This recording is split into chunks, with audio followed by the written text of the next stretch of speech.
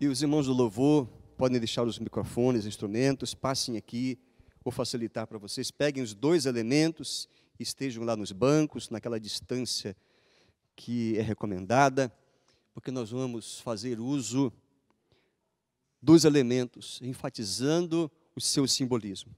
Pode cada um vir aqui se servir, e com todo o cuidado, por causa do fio, do degrau, podem ir ali aos seus lugares. Queridos, a celebração da ceia do Senhor, que momento abençoador. Nós estamos reunidos em nome de Jesus, queridos irmãos. Nada nos impede de realizar a ceia do Senhor. Nós não chamamos de Santa Ceia, porque essa ideia de Santa Ceia traz a ideia de que o elemento, o pão, tem ali uma presença mística, que o suco, ele está agora numa transformação, ele deixa de ser suco e transforma-se em sangue. Não, não tem nada disso, não é consubstanciação, não é presença mística, mas é um simbolismo. E eu quero trazer a lembrança, queridos, que a ceia tem três aspectos que quero enfatizar agora. Primeiro é o aspecto didático. Como nós aprendemos lição preciosa com a celebração da ceia do Senhor, com os elementos. E sabe qual o caráter didático da ceia? É que a ceia nos faz lembrar, e ela nos ensina que só há um Salvador, que é Jesus. A ceia vem nos lembrar que o Salvador veio. O Salvador prometido pelo Pai veio. A ceia tem esse caráter didático. Jesus veio para você, meu irmão. Jesus já alcançou você na sua vida, Ele veio. Ele não se negou a dar-se a mim e a você. Identificou-se comigo e com você na nossa humanidade. Ele não teve uma coisa que nós todos temos, pecado, mas Ele foi tentado como nós. Talvez até, o certo seria dizer, muito mais tentado do que todos nós. Mas a ceia tem o caráter também devocional. A ceia nos faz lembrar de que Ele está conosco. Como nós lemos no texto e foi cantado, Ele morreu verdadeiramente, foi sepultado verdadeiramente, mas Ele ressuscitou e Ele disse que estaria conosco em espírito. O texto sagrado diz que depois de ressuscitar, ficou ainda 40 dias orientando os seus discípulos e foi assunto aos céus, subiu aos céus. Testemunhado isso por uma grande quantidade de discípulos. A ceia tem esse caráter também devocional, porque nos faz lembrar da nossa união espiritual com o Senhor, e a nossa união espiritual que temos como igreja, como corpo de Cristo. Mas também a ceia tem um caráter profético. Como você ouviu, prestou atenção na oração do nosso irmão Léo, porque a ceia também nos faz olhar para o futuro, tem um caráter profético, de que o Senhor Jesus buscará a sua igreja, e como o Senhor Jesus disse que um dia havemos de beber com Ele novo, um cálice novo, no reino do Pai Celestial. Tem esse caráter também profético. Então a igreja, ao tomar esses elementos, lembrando de Cristo, nós obedecemos ao Senhor, nós fortalecemos a nossa fé, nós fortalecemos o nosso laço espiritual como irmãos em Cristo, como família de Deus, e nós fortalecemos a nossa esperança.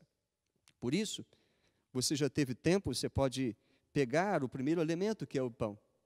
E como eu gosto também de fazer, eu pego um pão único e faço aquela dramatização.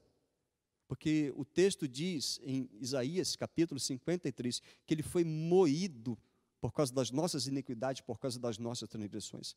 Assim como o trigo é colhido no campo, a espiga, ela é moída, ela é triturada, até chegar ao ponto de se transformar em pão. Já houve um processo de esmagamento. Isso prefigura que quando tomamos um pão, lembramos que Jesus é o mesmo alimento espiritual de que todos precisamos, e Ele nos basta. Ele foi moído, e Ele deu parte do mesmo pão para os seus discípulos. Lembrando que todos nós nos alimentamos de Jesus, mas implicou nisto. Ele foi partido. O coração dele amargurou.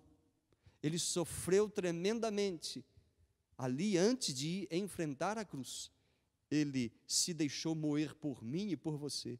Querido, dê graças pela vida que você tem em Cristo Jesus. E lembre-se que precisamos de alimentar-nos do Senhor Jesus sempre.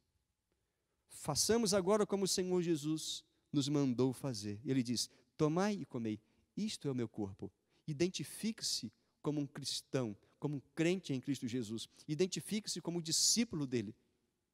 E admita a sua necessidade de Cristo. E seja agradecido ao Senhor, porque Ele tomou o seu lugar, humilhante, doloroso, amaldiçoado, no alto daquela cruz. Que você, com esse elemento, possa dizer: Senhor Jesus, eu me alimento do Senhor, me alimento das Tuas palavras, eu me alimento das Tuas promessas, e ao tomar esse pão, eu me identifico contigo, para fazer a vontade do Pai, como o Senhor fez toda a vontade do Pai. E só conseguirei fazer isto, se o Senhor me capacitar.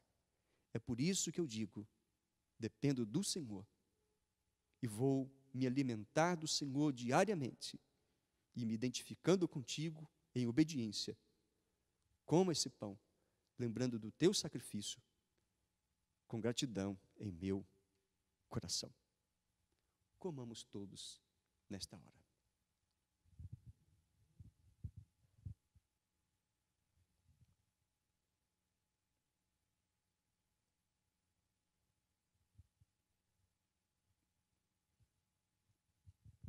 Somos gratos ao Senhor pelo aquilo que simboliza o cálice.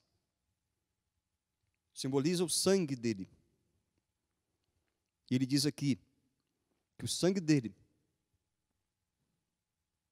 foi derramado para a remissão de pecados.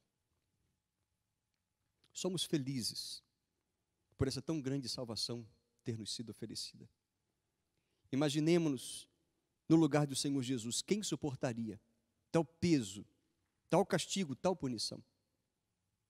Justo seria cada um de nós sofremos o castigo e a maldição pelos nossos próprios pecados.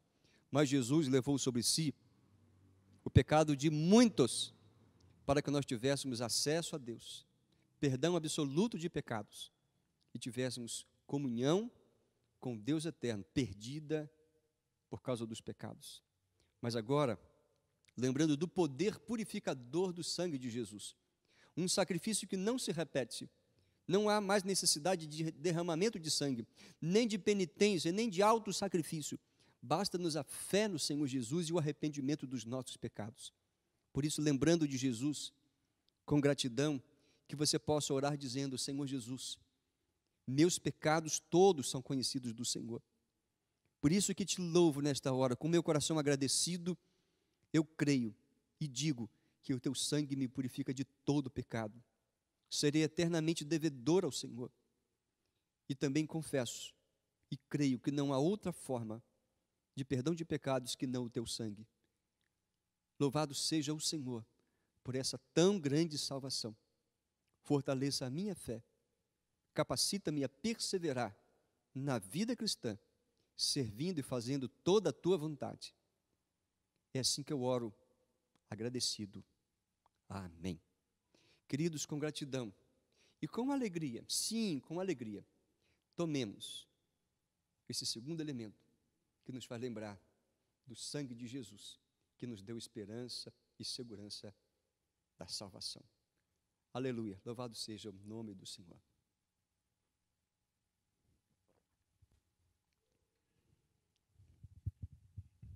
Que delícia é esta vida em Cristo. Ó Pai, nós te louvamos por esse momento rico para a tua igreja. Que os irmãos, na sua privação do encontro pessoal, físico, que os irmãos, nesta união espiritual, tenham sido fortalecidos, estejam lembrando, cada um deles, que nós todos formamos a família de Deus. Nós todos somos a igreja de Jesus Cristo. Essa igreja que o Senhor Jesus disse que a morte não impediria o avançar da tua igreja. Muitos morreram, e os que morreram estão com o Senhor. Mas nós, os que aqui estamos trilhando a nossa história, nós estamos trilhando confiados no Senhor. Ainda que haja perseguição, a tua igreja sempre estará viva. Assim como o Senhor Jesus venceu a morte, nós também temos certeza que um dia ressuscitaremos e estaremos com o Senhor para todo sempre.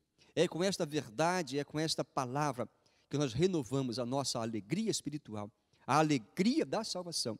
E eu peço que o Senhor abençoe a vida de cada irmão e irmã. E se alguém se entrega ao Senhor Jesus, que essa pessoa seja selada pelo teu Espírito, e ela se comunicando conosco, a igreja a acolha como mais um membro desta família, e que em breve vejamos outros testemunhos de batismos, de aliança feita, agora com a igreja e com o reino do Senhor. Abençoa também a pregação da tua palavra nesse momento seguinte, que o Senhor cumpra o propósito com essa palavra para os corações nesta noite. Oramos em nome de Jesus. Amém. Amém. Sim, queridos, eu desejo que isso tenha sido muito abençoador na sua vida, como foi também na minha. Agora eu quero conduzir os irmãos a mais um instante de meditação na palavra do Senhor. Estou com uma série de mensagens baseada aqui no capítulo 4 de João, Evangelho de João, capítulo 4. Essa é a segunda parte da mensagem que proferimos no último encontro. Estou falando sobre o auto-revelado Salvador. Lembrando que Jesus é aquele que se revela ao coração sedento. Estou baseando esta mensagem no encontro de Jesus com a mulher samaritana. E hoje farei uso dos versículos 19 até o 30. A primeira parte do texto, a partir do versículo 1, conta que Jesus, caminhando com os seus discípulos, retirando-se para a Galileia, ou seja, vindo de Jerusalém, na Judeia, deveria ir para a Galileia, a parte norte da Palestina, mas ao meio estava Samaria. E como era um dia certamente com temperatura alta, era meio-dia, Jesus dá orientação aos seus discípulos para irem providenciar alimento enquanto ele descansava. E ali, junto à beira do poço de Jacó, na cidade de Sicar, uma mulher samaritana vai tirar água exatamente na hora do sol mais quente, e ali está Jesus. Humanamente, igual a nós, sentindo então cansaço e sede, pede água àquela mulher. Mas o que Jesus queria, de fato, era entabular uma conversa com aquela mulher e se auto-revelar a ela como o Salvador. Salvador esperado, Salvador desejado, porque os samaritanos também eram meio judeus, tinham a expectativa da chegada do Messias. Tanto é que essa mulher, ela fala exatamente isto: o Messias virá, e quando ele vier, ele não vai nos ensinar todas as coisas. E na primeira parte da mensagem do último sermão, estava lembrando desse episódio em que Jesus quebra a barreira do preconceito, em que Jesus mostra para aquela mulher que a água que ele oferece verdadeiramente é água viva, é uma fonte inesgotável no coração, de vida espiritual. E Jesus desperta nela então o desejo de receber essa água viva dele. É através desse episódio ocorrido no poço de Jacó que esta mulher samaritana aprendeu maravilhosas coisas acerca de Jesus. E nós percebemos que nesse encontro Jesus ainda continua a se auto-revelar. Mas como nós dissemos também na semana passada, ele se auto-revela a quem reconhece os seus pecados. Ele se auto-revela àquele que se reconhece pecador. O coração aberto a esta verdade chega à conclusão, pelo Espírito Santo, de que só há um Salvador, e esse é Jesus. E hoje, então, quero continuar essa mensagem, porque se eu disse no último sermão que Jesus se revela a quem reconhece os seus pecados, hoje estou afirmando que Jesus se revela a quem quer encontrá-lo. Vamos ao texto. João 4, 19, o diálogo prossegue. Jesus disse à mulher: Perdão. A mulher disse: Senhor, vejo que tu és profeta. Versículo 19. Senhor, vejo que tu és profeta. Nossos pais adoraram neste monte. Vós, entretanto, dizeis que em Jerusalém é o lugar onde se deve adorar. Disse-lhe Jesus: mulher, podes crer-me que a hora vem quando nem neste monte, nem em Jerusalém adorareis o Pai. Vós adorais o que não conheceis. Nós adoramos o que conhecemos, porque a salvação vem dos judeus. Mas vem a hora, e já chegou, em que os verdadeiros adoradores adorarão o Pai em espírito e em verdade. Porque são estes que o Pai procura para seus adoradores. Guarde esse versículo, que ele é muito importante. E Jesus afirma: Deus é espírito e importa que os seus adoradores o adorem em espírito e em verdade. Porque o Pai é espírito. No verso 25, a mulher respondeu a Jesus: Eu sei, respondeu a mulher, que há de vir o Messias, chamado Cristo. Quando ele vier, nos anunciará todas as coisas. E o versículo-chave dessa série de mensagens é o 26. Disse-lhe Jesus: Eu sou, eu que falo contigo. Sim, aqui está o auto-revelado Salvador. Este Jesus, a quem lembramos hoje pelos elementos. Ele é o Salvador auto-revelado. E a pergunta que foi feita, e respondi uma primeira parte na semana passada, foi: como Jesus se auto-revela? Primeiro, então, Jesus se auto-revela aquele que reconhece os seus pecados, aquele que reconhece que precisa de um Salvador. Mas hoje eu quero enfatizar a segunda parte, que Jesus se revela a quem quer encontrá-lo. É necessário enfatizar isso. A questão apresentada por essa mulher sobre a adoração, lugar de adoração, é muito relevante. Ela mostra, ao dialogar, aceitar o diálogo com Jesus, ela mostra que desejava saber onde Deus estava. Porque ela ali está levantando a questão: olha, vocês judeus dizem que o lugar da adoração é Jerusalém. Nós, samaritanos, dizemos, entendemos, aprendemos que é aqui, nesse monte. Era o Monte Gerizim. Não é explícito no texto, mas nós sabemos, pela localização, ali na região de Samaria. Que lugar? Aquela mulher queria saber. Que lugar o Deus de Israel tinha escolhido, afinal de contas, entre as tribos, para que habitasse o nome dele, por meio do templo de Jerusalém e os elementos que estavam ali colocados e preservados, como a Arca da Aliança e aquilo que estava incluído dentro. Ela desejava saber onde Deus estava, se era Gerizim ou se era Jerusalém. Onde o seu povo deveria adorá-lo? Eram questões que estavam sendo trazidas à luz e que interessavam somente aqueles que queriam encontrar o Deus verdadeiro. Para entender essa questão, nós devemos conhecer o contexto histórico, e fui observar um dos meus mestres comentando acerca disso, e aprendi bastante, e recordei aquilo que já sabia, aprendi coisas novas, estou transmitindo para os irmãos. O contexto histórico nos informa que os samaritanos só reconheciam como texto sagrado o Pentateuco, ou seja, os 5 primeiros livros da Bíblia. Os samaritanos hoje têm uma ramificação da fé cristã que também só aceita parte das Escrituras, você sabia disso? Então, os samaritanos, nessa época, só aceitavam como literatura espiritual, inspirada, autoridade espiritual em termos de literatura, o Pentateuco. Só reconheciam esses livros, e segundo eles, o lugar de adoração era Gerizim. Ou seja, a religião deles estava alicerçada somente sobre parte da revelação, parte do texto sagrado, o Pentateuco. Eles observaram o que Moisés havia dito em Deuteronômio, capítulo 27, exatamente um capítulo onde Moisés profere bênção e maldição. E ele profere bênção ligada a um monte e maldição ligada a outro monte. Então, essa confusão, essa dúvida, esse equívoco, estava atravessando gerações, mas o que havia nos corações era: onde Deus está? Onde adorá-lo?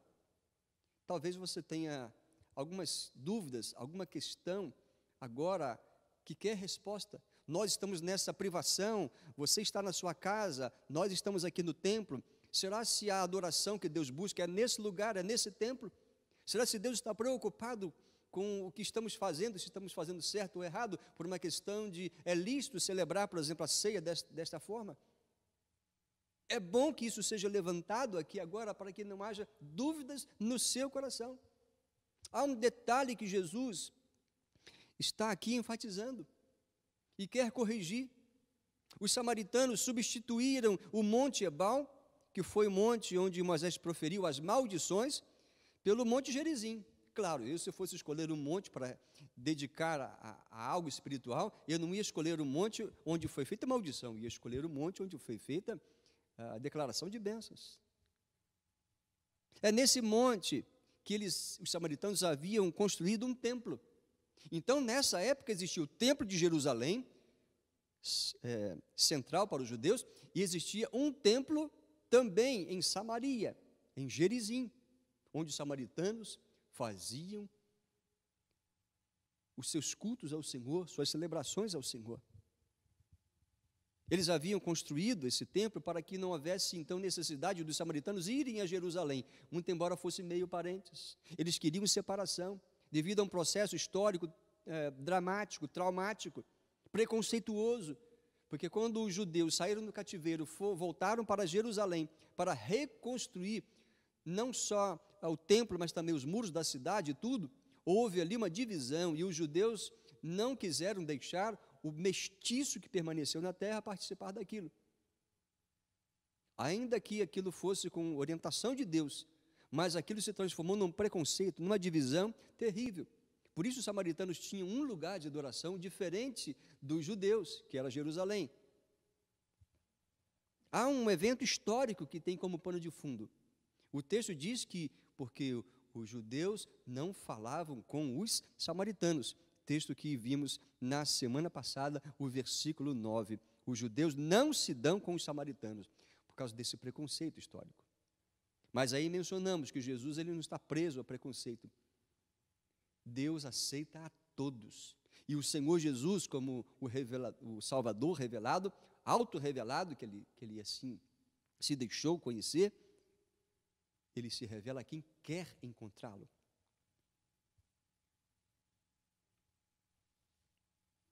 Segundo alguns historiadores, diz o meu mestre, que pesquisei, eles deixaram de observar outros escritos da lei quando foram impedidos de ajudarem na reconstrução do templo em Jerusalém.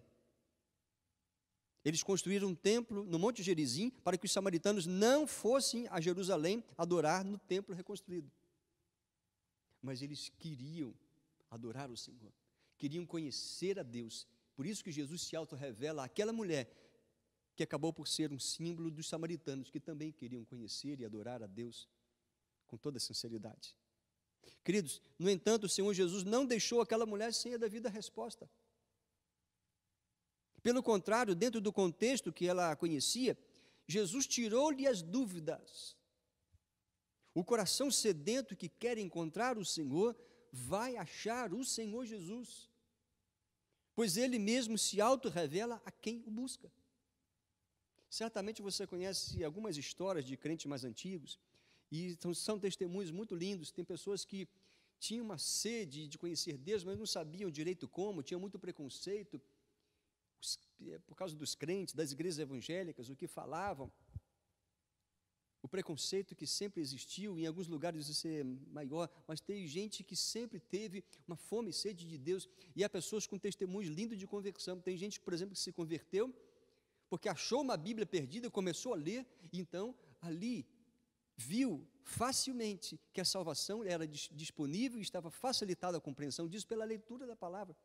Certamente você já ouviu alguma história de alguém que se converteu a Jesus ouvindo uma música, um hino, E aí se rendeu e quebrou todo o preconceito, toda a barreira e se uniu então a uma igreja onde Jesus é pregado, onde a palavra de Deus toda ela é aceita como literatura inspirada por Deus, a revelação do Senhor em linguagem escrita. Queridos, quem quer conhecer a Jesus vai encontrá-lo, porque Jesus se revela a quem quer conhecê-lo verdadeiramente. Infelizmente, muitos não querem saber de religião, e não estamos falando de religião.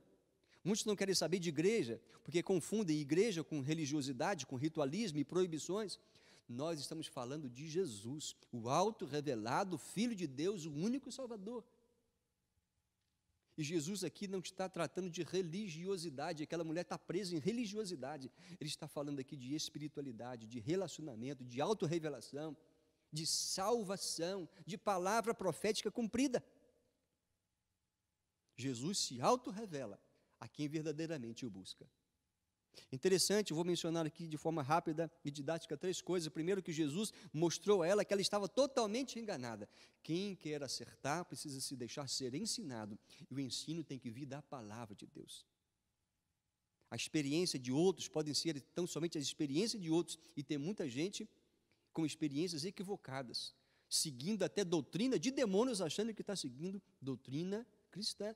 Sim, mas Jesus mostrou que ela estava totalmente enganada. No verso 22, vós adorais o que não conheceis. Jesus estava ali ensinando aquela mulher, porque o coração dela estava aberto e ela queria conhecer de fato Deus, e saber e identificar quando o Messias viria, o Salvador viria. Sim, queridos, essa resposta de Jesus foi bem diferente do que ela poderia esperar. Talvez ela dissesse, você é judeu, você vai dizer que o lugar da adoração é Jerusalém. Já sei, e poderia talvez até encerrar ali a conversa. Mas Jesus amorosamente mostrou que ela estava errada e prosseguiu, e ela aceitou o ensinamento de Jesus. Jesus fala isso porque Jacó havia proferido várias profecias sobre seus filhos. Por que Jesus diz que os samaritanos estavam errados?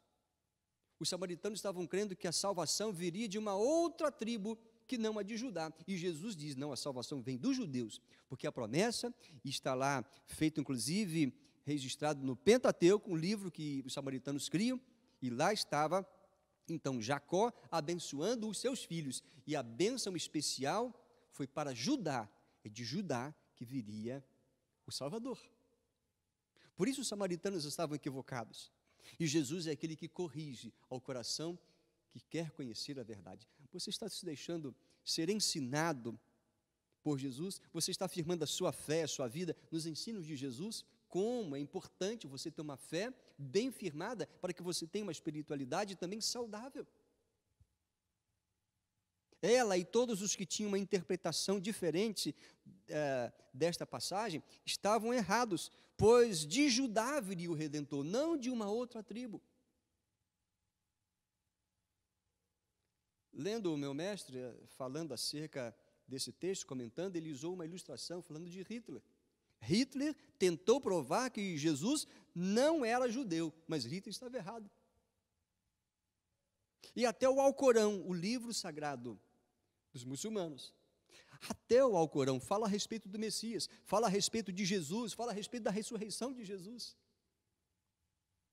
Quantas pessoas ainda hoje estão distorcendo o texto sagrado, estão distorcendo a Bíblia, estão errando por falta de conhecimento. A Bíblia é para ser lida e estudada. Lida e estudada. Por isso que a sua fé não pode estar baseada apenas nesse dia, no domingo, aqui do púlpito. Você não pode se alimentar espiritualmente só do sermão de domingo. Você precisa se alimentar diariamente da palavra de Deus. E o que fica gostoso é você também estudar a Bíblia em conjunto, numa célula, numa escola bíblica, numa classe, mas diariamente você se deixar aprender com a palavra do Senhor. E quem quer encontrar a Jesus vai achá-lo, porque Jesus se revela àquele que quer encontrá-lo, aquele que sinceramente, com o espírito quebrantado, o busca. Você já está entendendo o sentido daquele versículo tão famoso. Quantas pessoas estão ainda equivocadas, mas simplesmente não precisam mais permanecer assim. Não aceite parte da Bíblia e aceite toda a palavra de Deus. Não seja como os samaritanos que ficam colocando desvios, achando atalhos ou inventando coisas. Creia em toda a palavra de Deus. O prometido Salvador viria da tribo de Judá. Isso está profetizado, isso está cumprido. Jesus aceita esse título para ele. E quantos estão achando que o lugar certo de encontrar é em tal lugar, em tal endereço, em tal templo, em tal fé, em tal tradição? Perceba o que o Senhor Jesus está dizendo. Vou ainda a um ponto seguinte, no meu tempo mais abreviado hoje. Quero dizer uma segunda coisa que Jesus mostra àquela mulher, que não existe lugar geográfico especial, lugar geográfico para adorar o Senhor, como diz o verso 21. Podes crer-me, mulher, podes crer-me que a hora vem, quando nem neste monte, nem em Jerusalém adorareis o Pai. O Senhor Jesus está corrigindo aqui alguma coisa que tem se transformado num erro grave de muitas pessoas. A adoração é todo dia e toda hora. A adoração não está restrita a lugares lindos, grandes, a catedrais, a lugares com símbolos. Algumas pessoas pensam que só no templo, que alguns chamam de igreja, é que se deve adorar a Deus. Por isso que alguns acham que é só no templo que se deve celebrar a ceia do Senhor. Não, queridos. Esse é um pensamento bem católico, que são muito ritualistas, e gostam muito de enfatizar os seus templos, as suas construções. Sim, são coisas belas, mas a adoração não está restrita a lugares. O Senhor Jesus procura ensinar, não é nem em Jerusalém e nem em Gerizim, não é nem em Samaria e nem em Jerusalém, até porque aquilo tudo seria destruído, como o templo de Jerusalém, maravilhoso, muito lindo, foi destruído como profetizado. A restrição à adoração viria. Por isso, queridos, que a igreja do Senhor Jesus, ela começou e cresceu no mundo sem estar ligada e dependente de templos.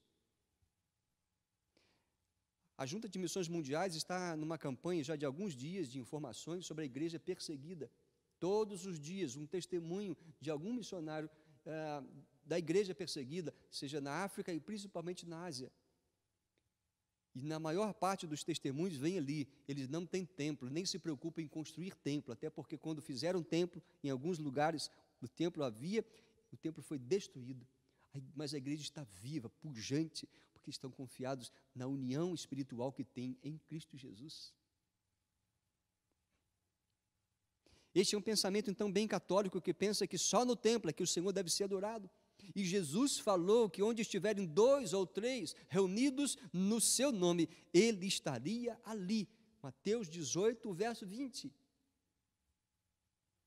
A igreja se reunia nas casas no primeiro século, do segundo século, até o início do terceiro século, ou melhor, do quarto século. A igreja se reunia nas casas, não se preocupava em templos. Mesmo com as perseguições, a igreja avançou, porque ela sabia que o Senhor pode ser adorado em qualquer circunstância, em qualquer lugar. Por isso, não se entristeça porque você não está podendo vir ao templo, mas alegre-se porque você está numa união espiritual com Cristo e com os irmãos na fé.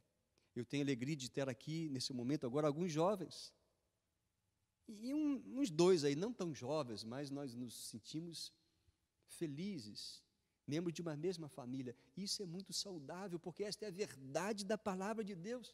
Mas eu quero pontuar uma terceira coisa, que Jesus mostra àquela mulher que o Pai não busca a adoração, mas o Pai busca adoradores. Essa mensagem eu recebi hoje, coincidentemente. Há quantos que preocupam com a beleza, a técnica, o instrumento, o ambiente, a decoração? Isso tem o seu valor, mas não é a coisa mais importante. O Senhor Jesus, no versículo 24, vem nos ensinar que o Pai não busca adoração, Ele busca adoradores. Eu tenho ouvido muitas pessoas cantarem até desafinados e etc. Não é da nossa igreja, nem da quarta igreja, não. Aqui ninguém está fazendo feio. Mas sabe, não devemos criticar, porque na forma de cantar e na humildade, eu percebo que as pessoas estão cantando com alma, com o espírito correto, com o coração quebrantado e agradecido. E isso fica transparente, mesmo quando uma pessoa canta fora do tom, a voz não é aquela voz maravilhosa, mas a gente percebe que canta com a alma. É isso, o Pai busca adoradores, não adoração. O verso 24, Jesus diz, Deus é Espírito, e importa que os seus adoradores o adorem em espírito e em verdade. O Pai busca adoradores que o adorem desta forma, com o espírito quebrantado, com a motivação correta, crendo nele como a total expressão da verdade, confiados nele como seu Salvador e Senhor. Deus é Espírito, Ele não está preso em templo, Ele não está preso em tradicionalismo, Ele busca adoradores. Você está entendendo isso? O Pai busca adoradores que o adorem em espírito, significando isso, com o coração contrito e não preso a um ritualismo. O Pai busca adoradores que o adorem em verdade, ou seja, que a adoração proceda de um coração totalmente rendido e crente na revelação completa em Cristo Jesus. Jesus é quem diz ser a verdade. Se você diminuir a Jesus daquilo que Ele diz que Ele é, se você acrescenta a Jesus, a obra dele, alguma coisa, você está num grande equívoco.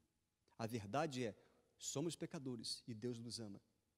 A verdade é, nossos pecados são lavados e perdoados tão somente pelo sangue de Jesus. Esta é a verdade fundamental da fé cristã. E quem tem essa consciência e se apresenta ao Senhor arrependido, contrito, crente, esse está adorando ao Senhor em espírito e em verdade. Não importa se esteja num templo, na sua casa, dirigindo um carro, no alto de uma montanha, à beira do mar, no seu trabalho, com o pensamento ligado. Não importa, porque o Senhor busca adoradores sinceros, verdadeiramente arrependidos. Assim como o Pai é Espírito, os seus adoradores também devem adorá-lo nesse espírito de contrição, de arrependimento e sinceridade. Eu quero terminar essa segunda parte dessa série de mensagens, o auto-revelado Salvador. Jesus se revela ao coração sedento. Quero terminar lembrando que o apóstolo Paulo diz que o nosso culto deve ser racional. Há tantos que estão presos em tradição e ritualismo. Nós temos que entender que ordem e decência faz parte, mas o que mais agrada ao Senhor é esse coração agradecido e sincero.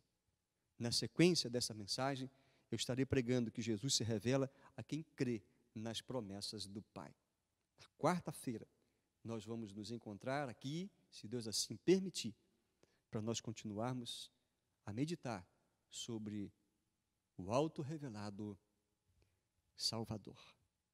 Eu quero desafiar você a, nesse momento, depois dessa meditação, apresentar a sua vida ao Senhor e dizer para Ele, desafio você a dizer, Senhor, me perdoe se eu me preocupei tanto com a estética e menos com o coração.